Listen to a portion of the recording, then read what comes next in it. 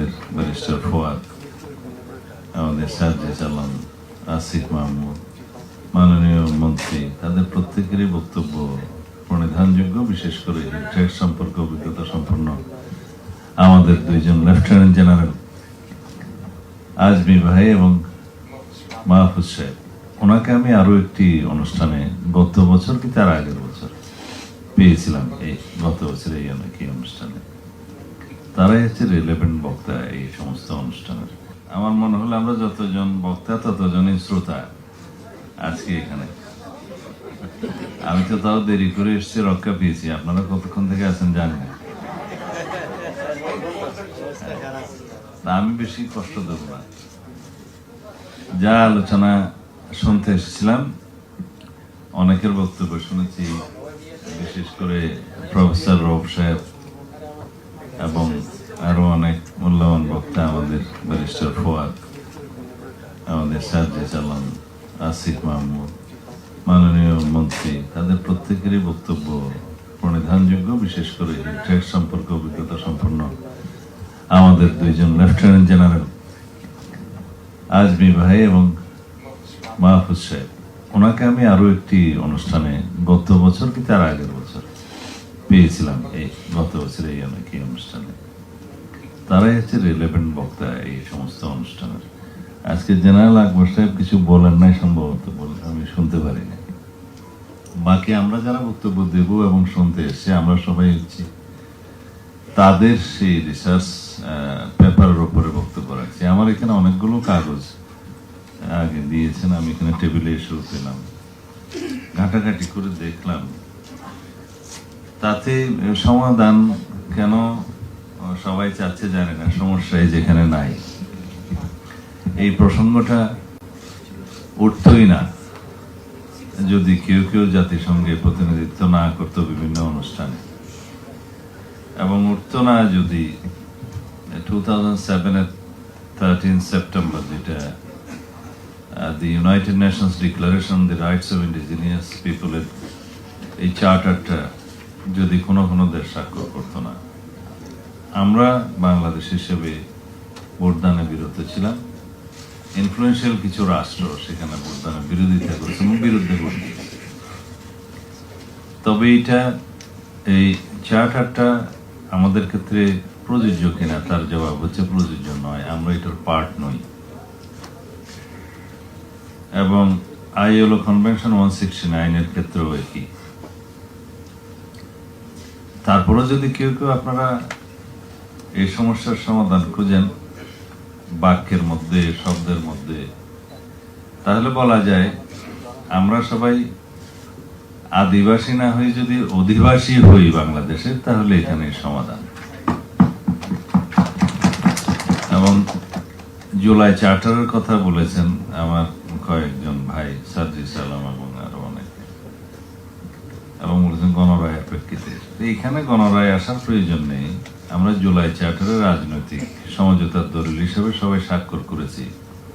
কেউ কেউ ইলেকশনের পরে স্বাক্ষর করেছে, কেউ আগে স্বাক্ষর করেছে, কিন্তু স্বাক্ষরিত দল হিসাবে সেখানে যে দফাগুলোতে আমরা একমত হয়েছি উইদাউট নোট অফ ডিসেন্ট, তার মধ্যে এটা একটা, যে আমরা বাংলাদেশের ভূখণ্ডের ভিতরে বসবাসকারী সকল নাগরিকের পরিচয় হবে বাংলাদেশী, এবং সেটা 5th অ্যামেন্ডমেন্টের ভাষা, সেটা আমরা আবার এখানে আগামী 18th অ্যামেন্ডমেন্টে নিয়ে আসবো। সেটা আমাদের সমঝোতা এবং সেটা কমিটমেন্ট। এটা তো সাংবিধানিক সমাধান, ঠিক আছে, কিন্তু আসলে যে বিভেদগুলো সৃষ্টি হয়েছে, সেই বিভেদগুলোর সৃষ্টির পিছনে কিছু ভিনদেশী উস্কানি এক সময় ছিল। এই সমস্যা শুধু একজনের ভাষণের প্রেক্ষিতে হয় নাই, এবং এখনো সেই অঞ্চলে যে বিভিন্ন ষড়যন্ত্র চালু নেই, সেটা কেউ হলফ করে বলতে পারবে না। এবং সেই সীমানা আমাদের পূর্ব দিকে, বাংলাদেশের ভূখণ্ডের পূর্ব দিকেও আরো সম্প্রসারিত হয়েছে। সেটা বিভিন্ন আন্তর্জাতিক মহল তাদের বিভিন্ন স্বার্থে তারা সেই পরিকল্পনাগুলো করছে। না, আমাদের কি করণীয়? আমাদের করণীয় হচ্ছে আমরা বাংলাদেশি হিসাবে ইউনাইটেড থেকে আমাদের বক্তব্যগুলো দিয়ে যাওয়া। সেই জায়গায় আমরা যেটা ন্যাশন স্টেটের ধারণা, সেই ন্যাশন স্টেটের ধারণা থেকে আমরা কথা বলতে পারি। যে ইউনাইটেড নেশনসের চার্টার অনুসারে ন্যাশন স্টেটের ধারণা হচ্ছে কোনো জাতি গোষ্ঠীর পরিচয়ে তারা নিজস্ব আত্মনিয়ন্ত্রণ অধিকারের স্বীকৃতি পায়। আত্মনিয়ন্ত্রণ অধিকারের স্বীকৃতি পাওয়ার জন্য পৃথিবীর বহু জাতি শতবর্ষ ধরে সংগ্রাম করে, আমরাও করেছি। আমরা এই জাতি গোষ্ঠীর পরিচয় হিসেবে পাল বা লক্ষণ সেনের বহু আগে থেকেই এটা আমরা জাতি হিসাবে, আমরা ন্যাশনাল স্টেট হিসাবে একটাই ছিলাম এই ভূখণ্ডের মধ্যে।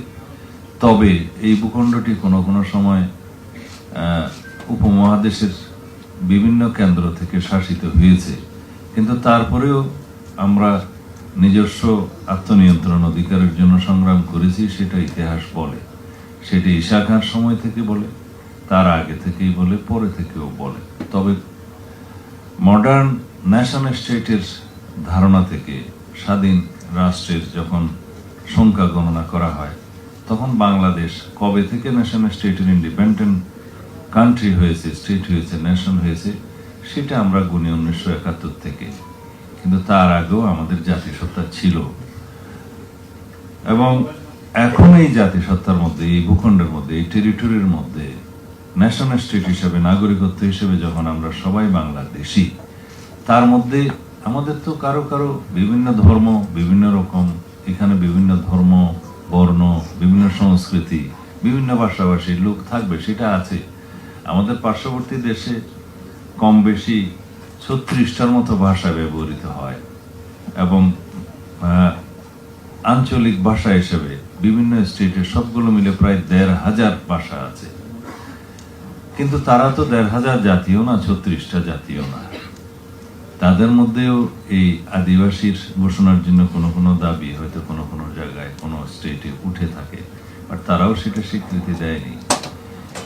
এখন কথা হচ্ছে আমাদের এই পার্বত্য অঞ্চলে এই দাবি, এবং তাদের সাথে দেশের অন্যান্য অঞ্চলে অন্যান্য উপজাতি বা ক্ষুদ্র নৃগোষ্ঠীর কে সাথে নিয়ে এই দাবিটা উচ্চারণ করার মধ্যে এবং তাদের পিছনে কি কারণ থাকতে পারে, সেই কারণগুলো আমি এখানে আজকে উদ্ঘাটন করতে চাই না। আমাদের সামরিক বাহিনীর সিনিয়র বন্ধুরা যারা এটা রিসার্চ করেছেন তারা বলেছেন। তবে আমাদের আজকে যেহেতু এই আলোচনায় অনেকগুলো বিষয়, অনেকগুলো বক্তা এবং অনেকগুলো সাবটাইটেলের আলোচনা হয়েছে, তার মধ্যে বলা যায় সাংবিধানিকভাবে আমরা যেটা এখনো পর্যন্ত স্বীকৃতি দিয়েছি তা হচ্ছে উপজাতি, ক্ষুদ্র নৃগোষ্ঠী এবং বিভিন্ন কালচারের ধর্মীয় ঐতিহ্য, সাংস্কৃতিক ঐতিহ্যকে আমরা বিকশিত করব এবং ধারণ করব, এটা হচ্ছে আমাদের স্ট্যাটাস। কিন্তু পিছিয়ে পড়া জনগোষ্ঠী হিসেবে আমাদের সমতলের ভূমির চাইতেও নারী, শিশু এবং পিছিয়ে পড়া জনগোষ্ঠীর ক্ষেত্রে কিছু কিছু রাষ্ট্রীয় সুবিধা দিয়ে আছে, সেটাও বিভিন্ন দেশে থেকে থাকে। আমাদের পার্শ্ববর্তী দেশেও সেরকম শিডিউল কাস্ট সহ অন্যান্য পিছিয়ে পড়া জনগোষ্ঠীর জন্য কোটা রিজার্ভেশন থাকে এবং অন্যান্য সুবিধাদি থাকে। সেটা যাতে রাষ্ট্রের মধ্যে একটা মানে বিকাশের ক্ষেত্রে সমতা পাওয়া যায়, সেই জন্য এটা রাষ্ট্রীয় সুবিধা। সংবিধান সেই স্বীকৃতি, সেই সুবিধাটা দিয়েছে, সেই হিসাবে তারা সেই সুবিধাটা পায়, এবং দেখা যায় কালের বিবর্তনে তারা সেটা পেতে পেতে হয়তো একটা জায়গায় সমতার মধ্যে চলে আসে। আমরা কেন নদীর অববাহিকায় বসবাস করলাম, কেন আরেকজন পাহাড়ি জনপদে বসবাস করলো, সেটার ভিত্তিতে তো কোনো ন্যাশনাল স্টেট হতে পারে না। তো সুতরাং আমাদের সবাই, আমরা যদি আমাদের সংস্কৃতি তথ্যমন্ত্রী বললেন যে ভুল প্রশ্নের তো সঠিক উত্তর হয় না, আমরা আসলে ভুল প্রশ্নেও নেই, এটা কোনো প্রশ্নই নয়। আমরা সবাই বাংলাদেশের অধিবাসী হব, আদিবাসী কেউ হব না। এখানে সব সিটিজেনের সমান রাইট, এবং বাংলাদেশের সকল ধর্মীয়, সকল বর্ণের, সকল সংস্কৃতির, সকল ভাষাভাষীর সবাই আমরা বাংলাদেশের সিটিজেন, এবং সিটিজেন হিসেবে কনস্টিটিউশনাল রাইট আমাদের সমান। এই পরিচয়ে আমরা থাকি, আজকে আর বিশেষ কোনো আলোচনা করলাম না। ধন্যবাদ আপনাদের সবাই।